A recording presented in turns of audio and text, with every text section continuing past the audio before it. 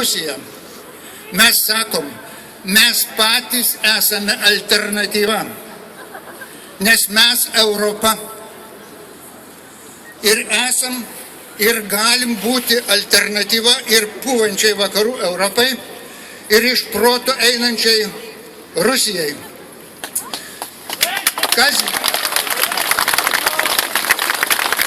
Kas gyvenat su sąžine, nors kartais ir prisnūstančia,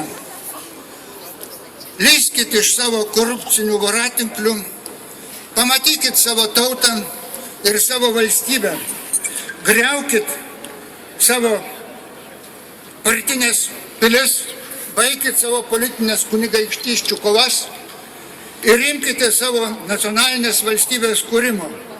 Netikiu, kad jie sugebės tai padaryti. Turėsim padėti.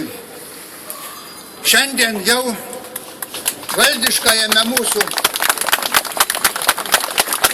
11-osios minėjime pasigirdo protingų ir susirūpinusių balsų. Nežinia, ar tai būtų, jeigu ne oligarchų nustekentos, nugyventos Ukrainos okupacija šiandien. Nežinia, ar tai būtų, jeigu ne tautos aktyvo pakelti žmonės referendumams, mitingams ir piketams. Tai gal jau šiek tiek ir mobilizuota tauta, bet ar ne laikas būtų skelbti visuotinę mobilizaciją? Jei norim padėti ir esamoms ir būsimoms valdžioms, turim ko gero ją ir skelbti. Sakyti, lietuviai, kiek esat dar Lietuvos piliečiai, laikas iš visų pasaulio kampų rinktis namo ir daryti tvarką čia. Ar dar ilgai leisim save terioti įvairioms mažumoms? Kai apie mūsų sienas jau užleksi tankai, gal pagaliau laikas imti savo kovos pozicijų? Būtent patiems atskrido 6 kregždutės, nusileido Zokniuose, padarė mums giedrą. Bet kas po tomis kregždutėmis, man atrodo, jūs patys žinot, esame nepasirengę. Baigiu. Gerbėmieji nacionalinio laisvės žygio dalyviai, aš neinu į jokius rinkimus ir nepretenduoju į jokias valdžias. Manęs niekas negali apkaltinti jokių politinių interesų. Todėl ramia sąžine sakau, kad kelio gairė į tikrai laisvų žmonių Lietuvą vėl aiški kaip niekada. Tai savo ateitį Lietuvos žemėje kuriančių žmonių Lietuva. Kas to nesuprato, tas turi dar laiko suprasti. Kas suprasti nepanorėtų, liktų nieko nesupratęs, bet ar savas. Sveikinu visus nacionalinio žygio dalyvius, linkėdamas svarbiausio – sąžiningai atstovauti tautos valią ir kelti ir reikšti ją visur ir visada. Būkit sveiki. Ačiū signatarui ir kviečiu į sceną folklorinį ansamblį, kad padainuotų dar vieną dainą.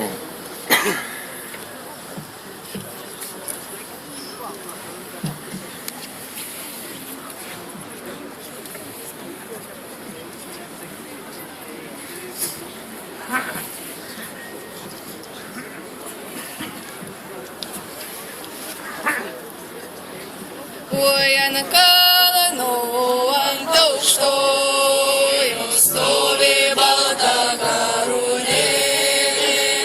Oi, oi, oi, stovi balta karūnėlė. O ta balta karūnėlė guli vilkas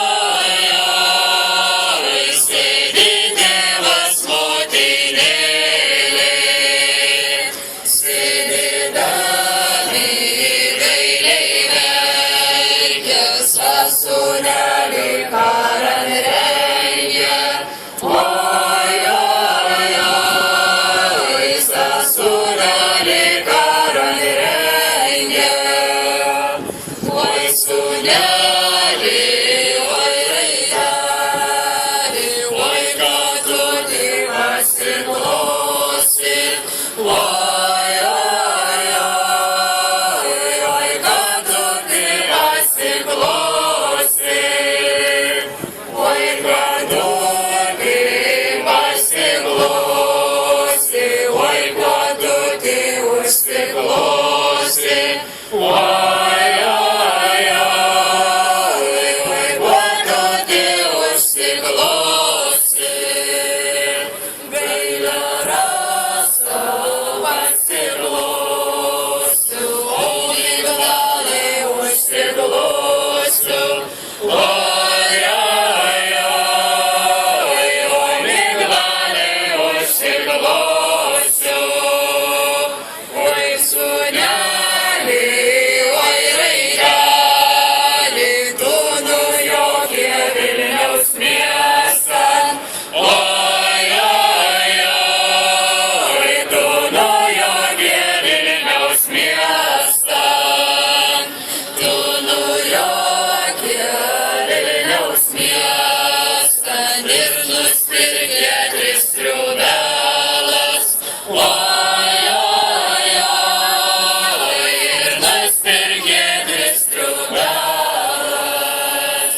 Перву трубу штрубиси, его мочу провернися. Ой, ой, ой, ты его мочу провернися. Антру трубу штрубиси, Вільнюс место побудися. Ой, ой, ой, Вільнюс место побудися. Трячу трубу штрубиси, вису святу свою діси. Ой, ой, ой, вису святу свою діси.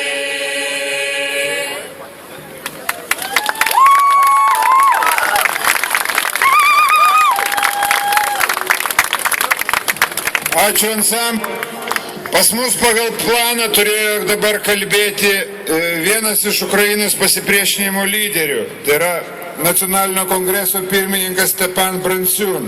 Tačiau dėl aviacijos kalties, ne dėl mūsų, jisai dar užstrigo ir iki šiol dar kelyje. Todėl jo vardu kalbės ukrainiečių bendruomenės Lietuvoje atstovas Vasil Kapkan. Sveiki gyvi, brangus Lietuvos žmonės, mėly bičiuliai, ponios ir ponai. Turiu didelę garbę Stepano vardu pasveikinti Jūs su Lietuvos Respublikos nepriklausomybės atkūrimo diena.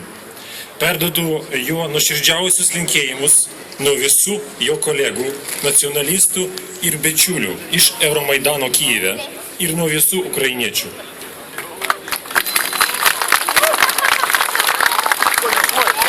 Brangi Lietuva, nuostabi laisvės šalis. Ukraina sveikina tave su švente.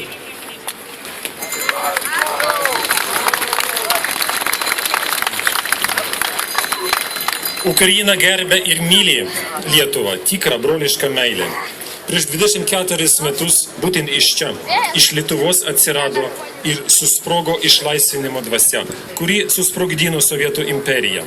Jūsų proveržis kovoti už žmonių teisės pažadino ir Ukrainą. Ukraina paskui jūsų paskelbė valstybės suvereniteto deklaraciją, o metais vėliau paskelbė nepriklausomybės aktą. Visada mūsų valstybės ir mūsų žmonės buvo kartu. Ir mes toliau visada būsime kartu. Mūsų ryšiai turi tūkstantmetę istoriją, kurio kūrėjai tai iškilūs asmenys – Gediminas ir Vytautas, Ukrainoje Romanas ir Danilas, Liubartas ir kunigaikščiai Ostrogiškiai. Mes prisimenam šlovingas pergalės mūšiuose prie Mėlynųjų vandenų ir Oršos. Pastarąjį 500 metų metinės žymėsime šiemet. Tai bendros Lietuvos, Ukrainos ir Baltarusijos žmonių pergalės. Čia Vilniuje gyveno ir kūrė didieji Ukrainos sūnus – Miletijus Matrickis, Šventasis Juozapatas Kuncevičius ir jaunasis Tarasas Ševčenka. Prieš keletą dienų Kovo 9 dieną ukrainiečiai visame pasaulyje atšventė mūsų pranašo ir genialaus poeto Taraso Ševčenkos 200 jubiliejų. Jis savo kūryboje pasisakė už valstybingumą, sukaupė kūryboje nacionalinę dvasią, vaizdavo jos nenugalimumą ir laisvės troškimą.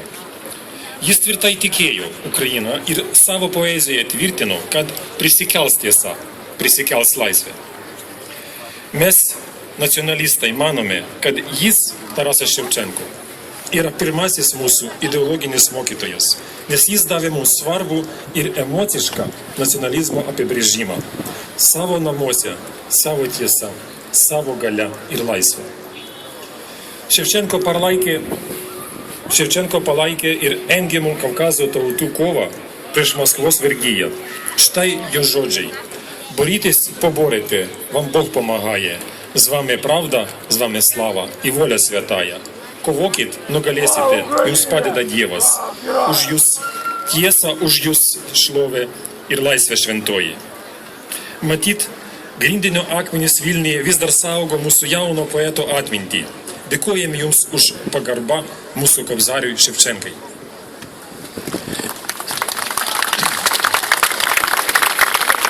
XX amžiuje mūsų tautos išgyveno sunkius laikus, kovojant už laisvę ir nepriklausomybę su visais įsibrovėliais ir totalitariniais režimais. Su ginklu Lietuvos partizanai ir Ukrainos sukilėlių armijos kariai dar ilgą laiką po antrojo pasaulinio karo pabaigos kovojo su Maskvos bolševikais. Kartu ir toliau kovojame. Surengė sukilimus Gulago lageriuose Norilske ir Kimgyre. Šiandien mes išreiškėme jums aukščiausius padėkos žodžius už jūsų pasiekimus. Mes remiame bendrą erdvę Baltijos ir Juodosios jūros regione, kuris atneš mums saugumą ir klestėjimą. Šiuose procesuose Lietuva yra viena iš pripažintų lyderių. Manau, kad su jūsų pagalba Ukraina netrukus prisijungs prie bendro geopolitinio saugumo kūrimo šiame regione. Šiandien Ukrainai dideli išbandymai susiję su Ukrainos žmonių kova prieš nusikaltėlius valdžioje. Šioje šventoje kovoje už laisvę tauta nugalėjo, praliejus savo sūnų kraują. Ir dar neužgijo žaizdos, dar motinos gėdė Maidano dangiškosios šimtinės didvyrių, o į Ukrainą įžengė Maskvos agresorius. Manikalinis Putinas dėl Rusijos imperijos reanimacijos ir savo fanatiškių ambicijų yra pasiruošęs pradėti trečiąjį pasaulinį karą. Jis gali vykdyti satanistinius nusikaltimus, pavyzdžiui, civilių genocidą, kas gali laukti Krymo totorius, masinius moterų ir vaikų sušaudymus. Mes, palikoniai tų, kuriems šūkis tėvynė arba mirtis buvo įstatymų kovoje už nepriklausomą Ukrainos valstybę, šių didelių išbandymų metu tvirtai tikime, kad mūsų tauta nugalės Maskvos okupantus. Intervencija prieš Ukrainą baigsis galutiniu blogio imperijos žlugimu, o jos teritorijoje susikurs nepriklausomos demokratinės šalis. Esame pasirengę imtis ginklų, kad užtikrinti Ukrainos suverenitetą, mūsų nepriklausomybę ir teritorinį vientisumą. Ukrainos žmonės nuoširdžiai dėkoja jums, brangus Lietuvos žmonės, kad jūs šiuo sunkiu metu ištiesite Ukrainai broliškos pagalbos ranką ir nepaliekite mus vienus. Dėkojame už jūsų solidarumą su Ukraina. Šiandien tai reikalinga labiau nei bet kada. Mums ir taip pat reikalinga visai Europai. Esame dėkingi už palaikymą Maidano žmonių išbandymų Kyjive metu, už žaibiškus pareiškimus ir konkrečius Lietuvos valdžios veiksmus, kurie buvo nukreipti pasmerkti Ukrainos kriminalinės valdžios darbus ir sustabdyti jos smurtą prieš savo žmonės. Esame dėkingi taip pat Lietuvos žmonėms už medicininę pagalbą Ukrainams, kurie nukentėjo per pastarusius įvykius Maidane. Slava Ukrainai! Šlovė jums, Lietuvos žmonės! Šlovė tau, laisva ir nuostabi Lietuva! Slava Lietuvai! Herojams slava! Ačiū Ukrainai! Kviečiame į sceną Algirdą Patacką, signatarą Algirdą Patacką. Ir kol jisai ateis, pasisakys Sąjūdžio iniciatyvinės grupės narys Gintaras Songaila.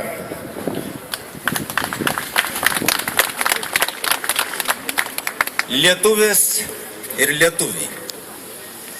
Kaip ir prieš 24 metus susirinkome prie Lietuvos širdies, kuri nuo kovo 11-osios pradėjo plakti tarp dainų ir barikadų. Šiandien susirinkome neramiais laikais, kai imperinis kaimynas, pasinaudodamas korumpuotais, susvetimėjusiais savo tautai politikais, o taip pat nuolaidžiavimu jo kariniai galiai, vėl kėsinasi į tautų laisvę ir nepriklausomybę. Mūsų tauta priėmė konstituciją, kurioje aiškiai pasakyta: Lietuvos valstybę kūrė tauta. Suverenitetas priklauso tautai. Niekas negali varžyti ir riboti tautos suvereniteto, savintis visai tautai priklausančių suverenių galių. Valdžios galias riboja konstitucija, valdžios įstaigos tarnauja žmonėms. Bandysiu pažiūrėti. Tikime, dar vis tikime, kad ir šiandieninė tautos atstovybė, kaip svarbiausia valstybės institucija, palaiko mūsų valstybės gyvybę, kad ji nebus pakeista dirbtiniu, trumpai veikiančių pakaitalų. Tačiau maudžia lietuvių žemės krūtinė. Ir šis skausmas nepraeina, jis tik auga, kaip auga skaičius lietuvių paliekančių savo šalį. Vieni iš jų tiesiog iškeliauja svetur, kiti atrodo čia gyvena, bet iš tiesų yra iškeliavę toli į savanaudiškumo kosmosą, į Briuselio blizgučiais apkarstytas neatsakomybės, neorumo, netiesos ganyklas. Pilietį, tu privalai rūpinti savo širdies sveikata. Tik tuomet būsi vertas lietuvio vardo.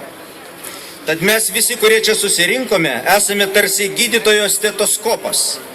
Kągi mes girdime, kas mums kelia nerimą?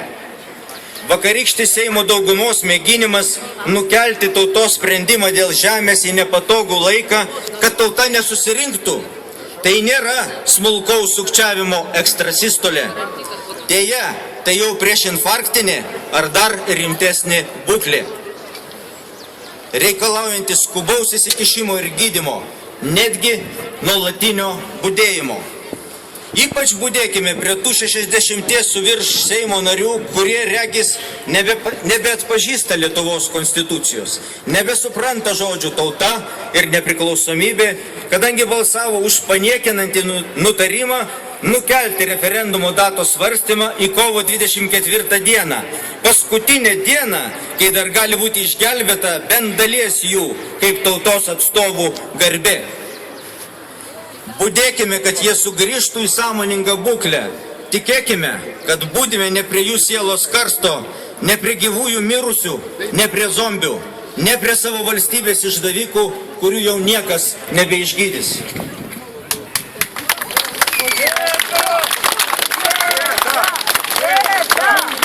Šiandien uždegsime žadinančią laisvės ugnį, primindami neblėstančią lietuvių troškimą turėti savo šalį ir kurti savo ateitį.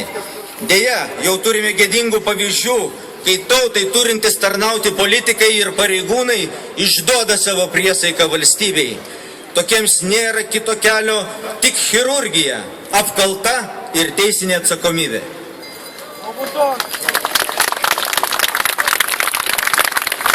Turbūt skaudžiausias pavyzdys tai dabartiniai konstitucinio teismo teisėjai, kurie akivaizdžiai peržengė savo konstitucinę kompetenciją ir kėsinasi pasisavinti visai tautai priklausančias galias. Ar tautos atstovybė sustabdys tokią jų veiklą? Ar tautos atstovybė sustabdys lietuvių kalbos trypimą, kai teisėjai ir pareigūnai rangosi it žalčiai, kad tik įtiktų mūsų valstybės negerbiantiems kaimynams bei įvairiaus plauko jedinstvininkams ir kelia sumaištį lietuviškoje rašyboje, pamini konstitucinį valstybinės kalbos statusą ir daro kitus antikonstitucinius veiksmus? Ar tautos atstovybė prisimins, kad visai tautai bei valstybei svarbiais klausimais būtina rengti referendumą? Ar tautos atstovybė supras, kad sprendimas dėl lito išsaugojimo ar jo atsisakymo neturėtų priklausyti nuo to, ar geriau, ar prasčiau mato dabartinis vyriausybės vadovas?